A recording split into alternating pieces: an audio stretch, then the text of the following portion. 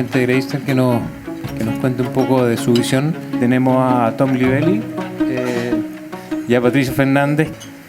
Bueno, primero que todo, es un verdadero placer estar aquí con ustedes como líderes de la industria. Me dio un poco de risa, Nico, que en el resumen de mercado ni siquiera figuramos.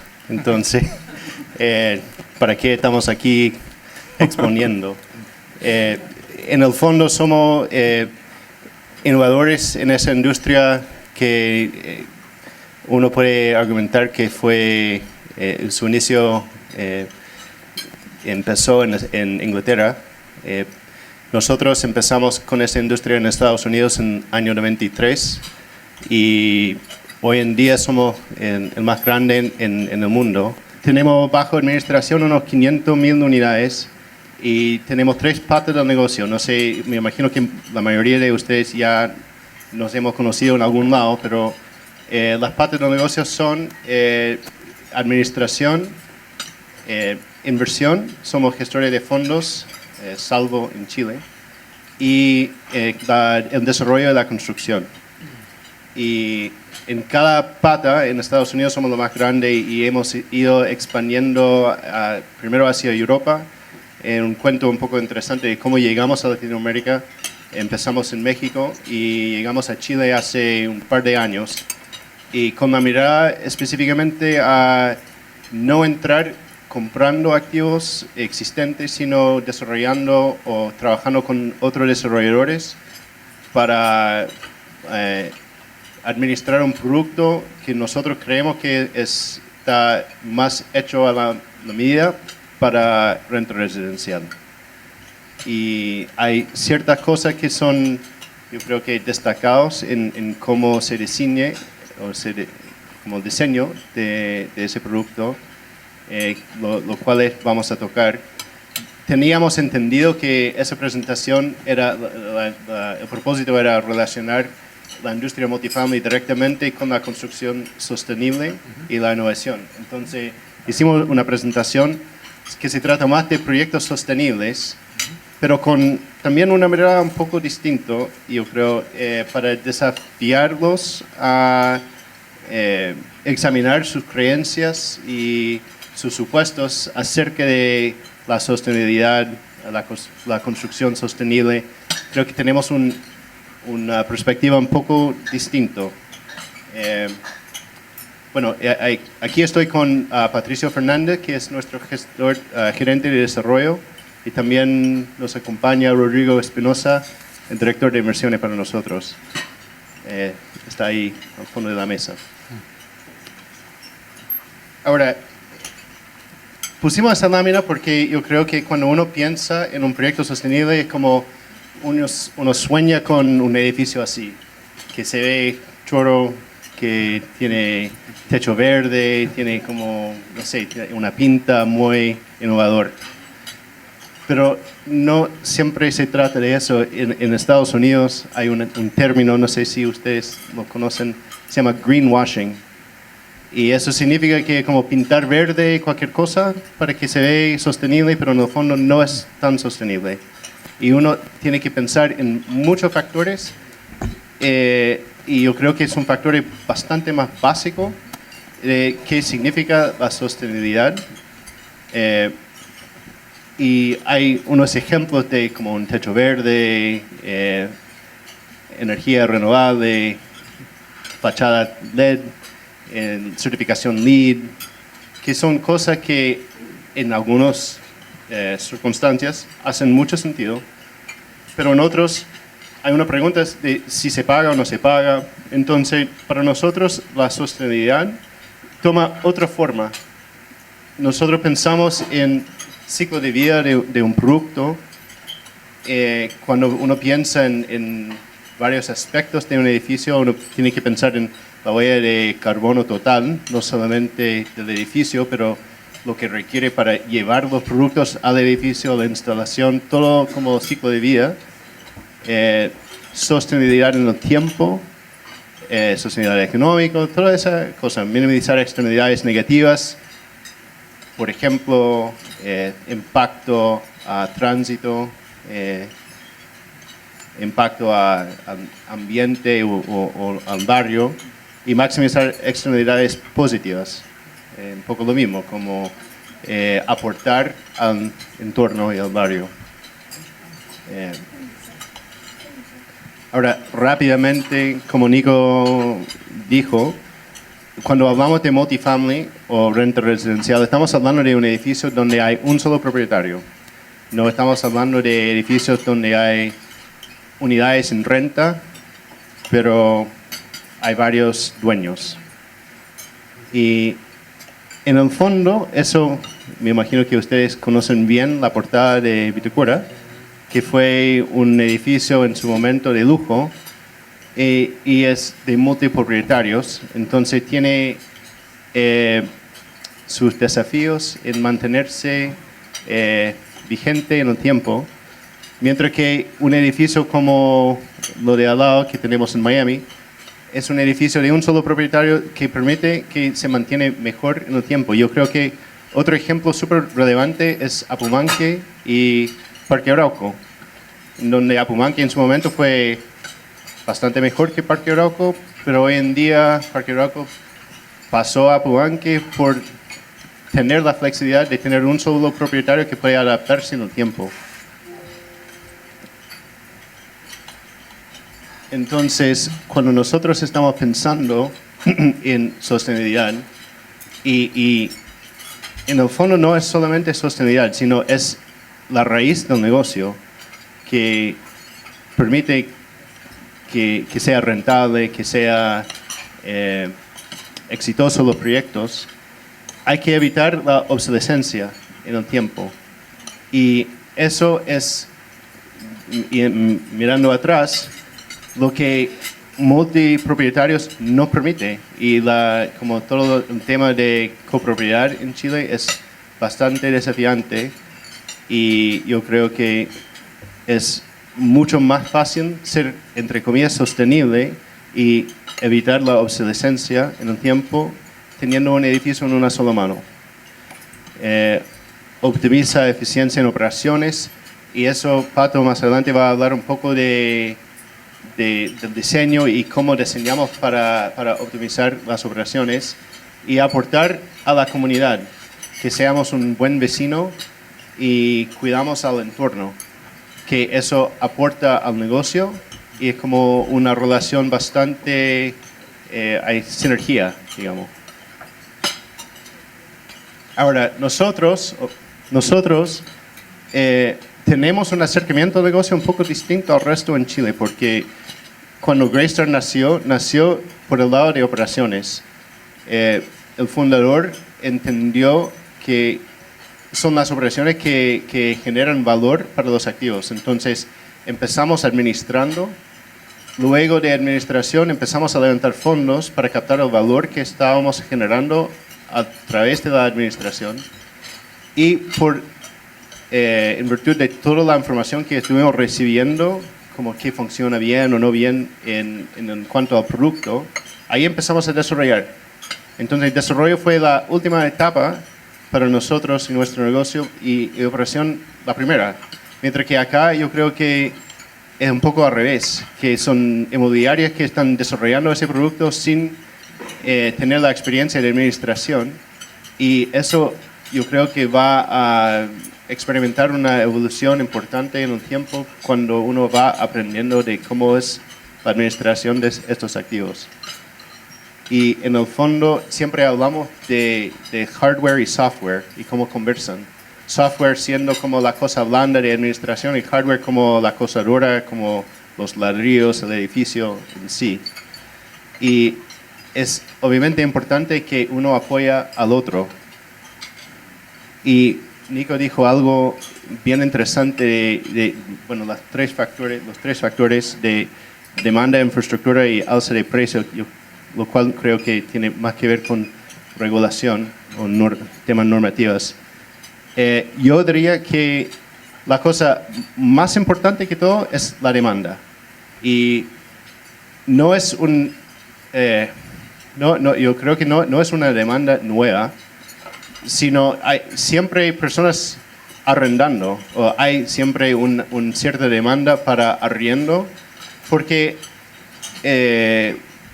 va junto con un estilo de vida, va con una etapa de vida, puede ser por varias cosas, pero en el fondo, y ustedes como inmobiliarias entienden bien, yo resumiría los dos factores más clave del mundo inmobiliario en entender bien la demanda y entender bien el sitio.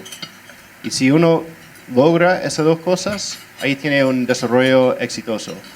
Y lo que Steve Jobs dijo acerca del iPhone, y me encanta el ejemplo del iPhone, es que uno tiene que entender tan bien sus clientes que anticipa, y Pato lo dijo mucho mejor que yo, pero anticipa qué van a demandar antes que ellos sepan. Y eso es producto, o sea, el iPhone es producto de eso. Entonces, eso es el desafío que tenemos nosotros, y relacionándolo a sostenibilidad, es que qué necesitamos generar o como desarrollar como proyectos o como edificios para anticipar la demanda que viene y asegurar que estos edificios sean relevantes, vigentes en el tiempo. Ahora, yo diría que hay 3 puntos en cada lado, como software y hardware. En cuanto al hardware, tiene que diseñar para una operación eficiente. Eso suena bastante obvio, no es tan sencillo, pero se trata de cosas, por ejemplo, como flujos de personas, flujos en cuanto a mudanza, flujo de paquetes y correos, flujo de basura. Hay que pensar bien en cómo funciona el edificio, como el organismo del edificio, porque en multifamily o renta residencial, un edificio es como un ser vivo y el organismo está siempre procesando. Entonces hay que pensar bien en todas las vías, los vías dentro del edificio y diseñarlo con esa mirada. Diseñar para ser duradero en el tiempo significa seleccionar materiales buenas, equipamiento que sea fácil de mantener, que no sea, o sea, hay un dicho acá, barato cuesta caro, y yo creo que hay que tomar eso en cuenta y anticipar tendencias y preferencias, un poco lo que estaba diciendo Steve Jobs, y mirar hacia el futuro y no hacia alrededor, y ver qué está haciendo todas las personas hoy o qué quieren hoy, sino ir a donde van a querer estar. Y eso yo he chocado mucho con eso en Chile, porque, por ejemplo, yo he dicho, no sé, yo apostaría por algún tipo de unidad en tal barrio y me miran como loco porque nadie está haciendo eso. Y es precisamente, yo creo que unos vean eso como algo negativo, yo lo veo como algo súper positivo y una oportunidad interesante. Entonces hay que pensar mucho en dónde va la tendencia y las preferencias, no dónde están hoy en día. En cuanto al software, bueno, habían 4 puntos. Y yo creo que el primero puede ser lo más importante, y relacionándolo al iPhone, no sé cuántas veces me llega ese update de software, que es una molestia, pero Apple sigue actualizando siempre el iPhone.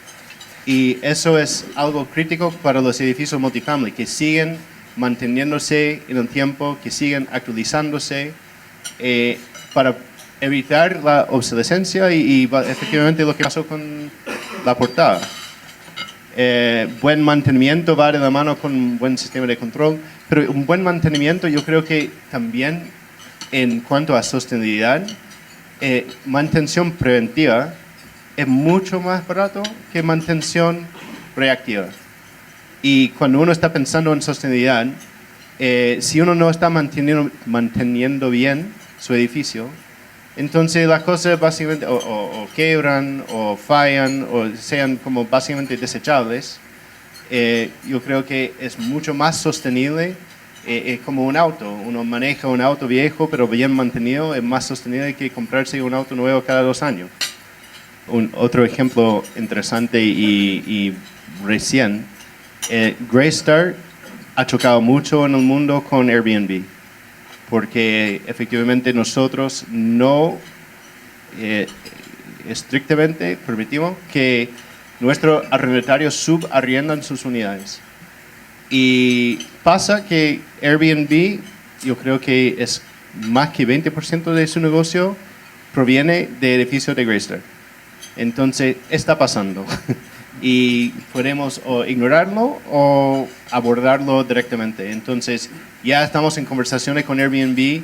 Hubo un anuncio de prensa ayer, creo, que vendimos una tecnología que teníamos a Airbnb. Estamos fomentando una alianza con Airbnb y vamos a hacerlo de manera que permite más control a nosotros y que no es como estamos haciéndonos ciego de dónde va la tendencia y hay que ser adaptable en un tiempo porque surgen nuevas tecnologías y te impactan como uno hoy no espera.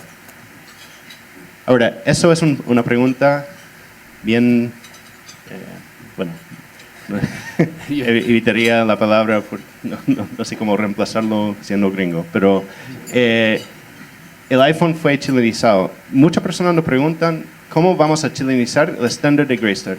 Tenemos un guía de 500 páginas de los estándares nuestros a nivel mundial, que son, en algunos casos, conversan más o menos bien con los estándares de Chile, en otros casos son súper distintos.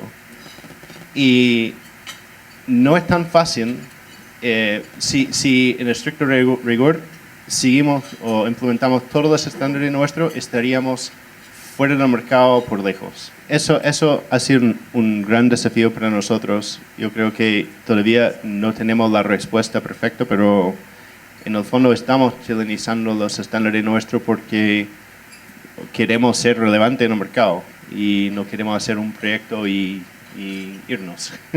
Entonces hay que...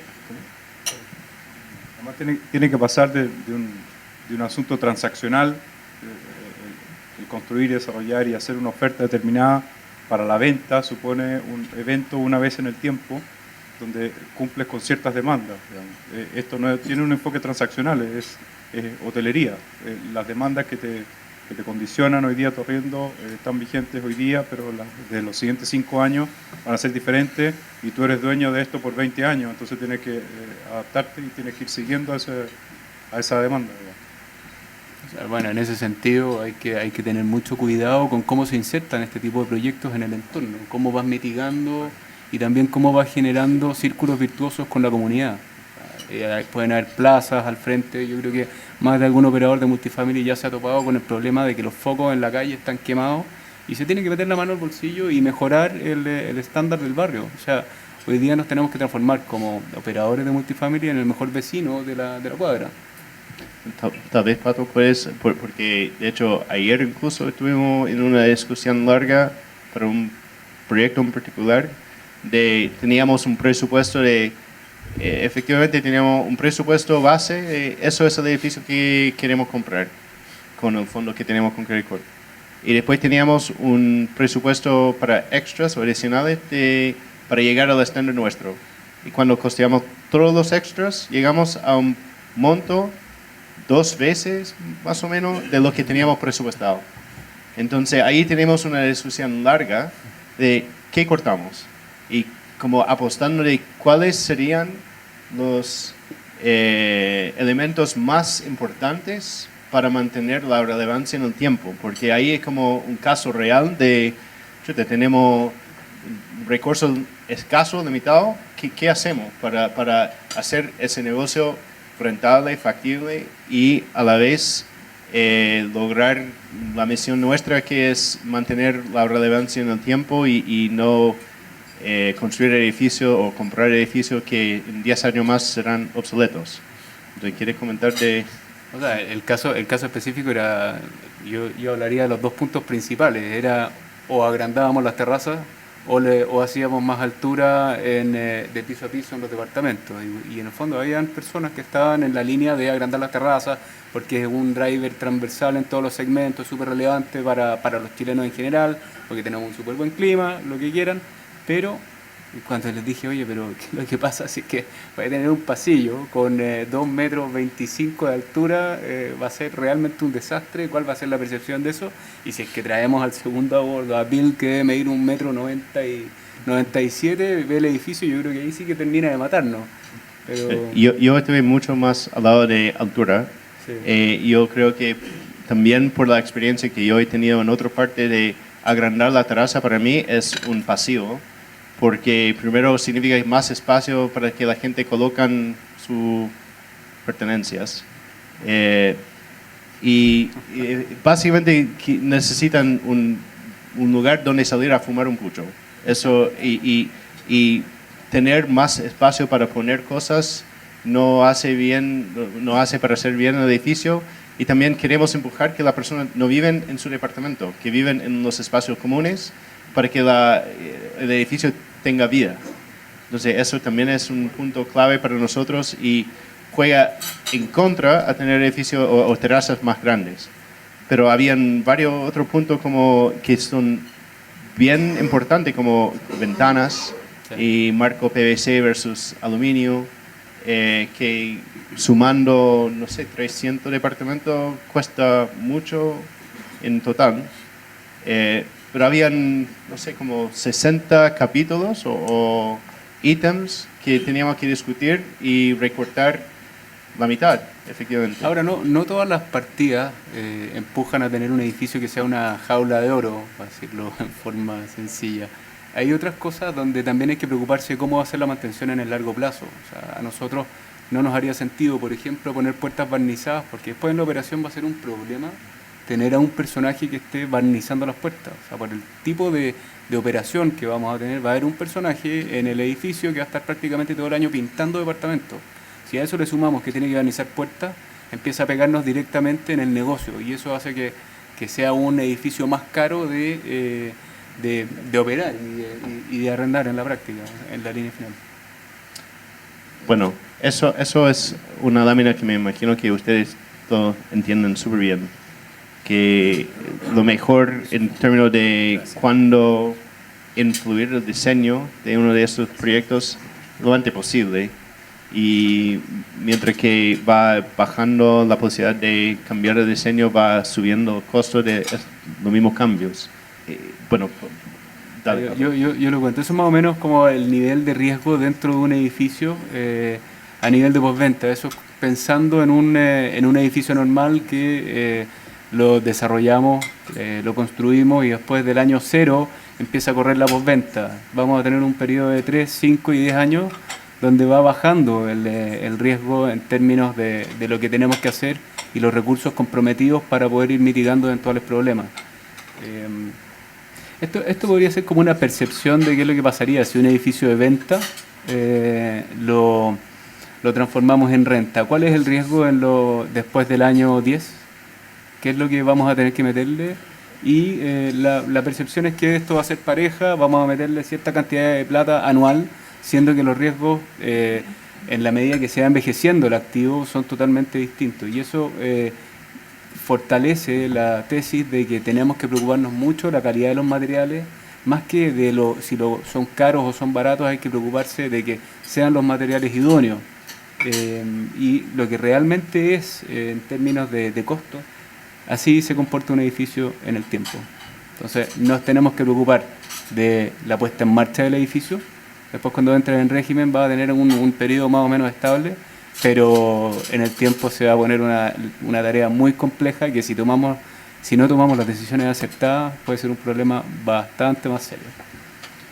Y eso es como un clave del negocio para nosotros, es una mirada hacia el largo futuro. En este caso tenemos 50 años, puede ser incluso más, pero tenemos que pensar en las ventas, o sea, varias vueltas a vender un edificio, que nosotros como fondo tenemos una vida de 10 años. Entonces vendemos un activo entre normalmente 5 y 10, promedio como 7 años, y otro fondo lo compra, pero si ahora el otro fondo va a ver ese edificio como obsoleto en 10 años más, va a asignar un valor terminal de 0 o aproximando cero, entonces va a pagar menos en la compra. Y tiene que pensar en varias vueltas para asegurarse de que al momento de vender un edificio, que saca mejor provecho del activo. Y si un edificio será obsoleto en 20, 25 años, el próximo comprador o dos compradores más adelante no van a asignar un valor importante. Bueno, en ese sentido Van a también, castigar. las cosas que estamos incorporando en nuestros diseños están con miras a qué es lo que va a pasar con la legislación chilena de aquí a 10 años. Hoy día no es necesario sprinklers en los departamentos y nosotros creemos que en un futuro próximo vamos a estar en estándares parecidos a los que están en Inglaterra o en Estados Unidos, en que nos van a exigir algún tipo de rociadores dentro de los departamentos. Y si nosotros queremos vender un edificio a un fondo institucional, vamos a tener que estar preparados para ello. Bueno, acá están los 5 puntos claves que nosotros creemos que debería tener un proyecto para que el diseño y la operación estén alineados. Hay que anticipar las tendencias y las preferencias. Eso quiere decir ver bien qué es lo que va a demandar el mercado en términos de superficie, en términos de programa, si es que están dispuestos a vivir en coliving o quieren vivir solos, qué pasa con el delivery o qué pasa con todas las aplicaciones que tienen los millennials en su cabeza, para poner un ejemplo. Tenemos que estar pendientes de materiales duraderos y con postventa aprobada. No podemos arriesgarnos a meternos en un edificio y que en el año 5 nos falle algún tipo de revestimiento y que tengamos que cambiar la fachada del edificio completa. Eso nos pega directamente en el negocio. Tienen que ser de fácil mantención y tienen que seguir vigentes a los 10 años. Los edificios en general tienen que estar pensados desde los flujos. Tienen que coexistir clientes, residentes, basura, mudanza, etc. Otro factor importante es que el monitoreo de consumos y mantención 24/7 te permite anticipar la demanda y planificar mantenciones. Esto es decir, que más que tener una mantención reactiva, que es como opera el mercado hoy día, necesitamos una gestión proactiva de los inmuebles. Y por último, la gestión del entorno, que nosotros creemos firmemente que este tipo de edificios tiene que ser motor de vida en comunidad y de barrio. En la medida que se insertan y se transforman en un buen vecino, van a transformarse en lugares deseables para vivir ahí dentro. Entonces, para como volver a la lámina inicial, yo creo que es bueno preguntarse en el fondo qué significa un proyecto sostenible, que no es siempre las cosas más obvias como energía renovable o techo verde. Son cosas, pueden ser bastante más básicas, pero que pegan fuerte al negocio, al medio ambiente, a la ciudad y su entorno. Hay otra lámina que yo creo que es bastante interesante que quiero compartir, que eso es una gráfica que muestra crecimiento de PIB per cápita en Estados Unidos y en Chile. Y no, creo que eso funciona. Ahí en ese como área gris era la Segunda Guerra Mundial y PIB per cápita en Estados Unidos y Chile eran básicamente parecidas hasta la Segunda Guerra Mundial y después disparó PIB per cápita en Estados Unidos y en los años 80, 82 disparó en Chile. Y yo creo que esa brecha en tiempo es algo bien interesante a ver y por qué es algo posible anticipar que viene acá, porque en el fondo lo hemos visto por el creciente riqueza que hay en otras partes. Y eso es uno de los takeaways, no sé cómo se dice, como puntos, que en Estados Unidos uno puede ver aquí desde 1930 hasta 2017. Eso es, sorry que es un poco chica, pero eso es pie cuadrado, como parecido a metro cuadrado por hogar en Estados Unidos.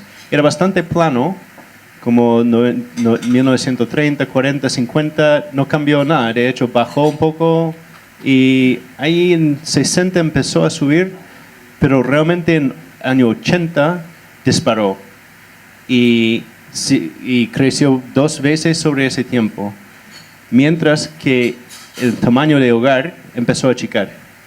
Y empezó en 1930 en 4 personas por hogar, y empezó a bajarse en 1990 a 2,6 personas por hogar. Y Chile empezó con 4 personas por hogar en 1990 y ha achicado a un ritmo muchísimo más rápido, a 2,7 hace 2 años atrás. Entonces, la tendencia sigue un poco lo mismo. Y mi pregunta es si eso pasará en Chile o no, porque hoy en día yo creo que estamos achicando los departamentos en Chile y no agrandándolos. Y yo creo que por el crecimiento de la riqueza, en 10, 15, 20 años más, las personas van a demandar un departamento más grande, van a tener una expectativa más lujoso de cómo vivir, un estándar de vida más alta. Entonces, eso es una manera de que nosotros estamos trabajando para tratar de anticipar un poco qué viene y no dónde estamos parados hoy. Eso es un resumen de lo mismo, que eso es tamaño de hogar, o como en términos de pie cuadrado, eso es tamaño de hogar en términos de pie cuadrado por persona. Que eso también es súper interesante, que tamaño de hogar se duplicó, pero en el mismo periodo, tamaño de hogar por persona se triplicó. Entonces yo creo que hay aprendizaje en eso que no necesariamente va a seguir. In English they say history doesn't repeat itself, but it rhymes.